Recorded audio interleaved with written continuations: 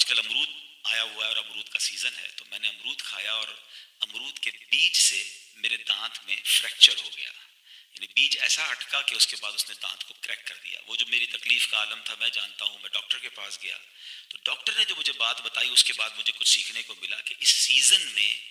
کئی لوگوں کے دانت جو ہے وہ امرود کے بیج ہی کی وجہ سے کریک ہو چکے ہیں۔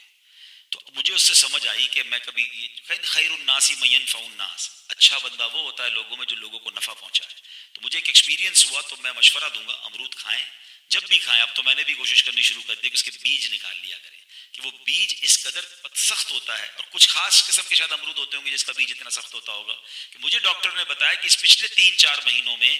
کئی کیس آئے کہ دانت کے فریکچر ہو گئے، اور پھر جو تکلیف ہوتی ہے آپ کو پتا ہے۔ تو بہرحال میں پھر اس کے بعد میرا وہ دانت کا پیس الگ ہوا، اس کے بعد میں ڈاکٹر کے پاس فلنگ کروانے گیا، تو انہوں نے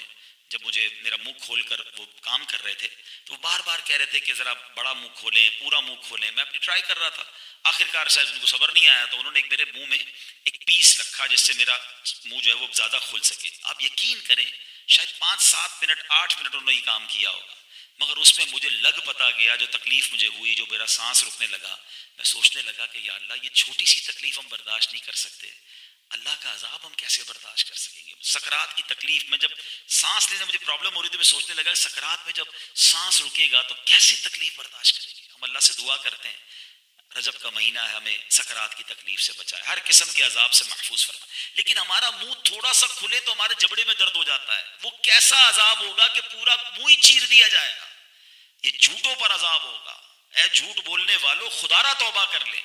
اور اب نیت کر لیں کہ انشاءاللہ کبھی بھی، اچھے مال بیچتے وقت جھوٹ بولتے ہیں، قسمیں کھا کھا کے مال بیچ دیتے ہیں، مال بک جائے گا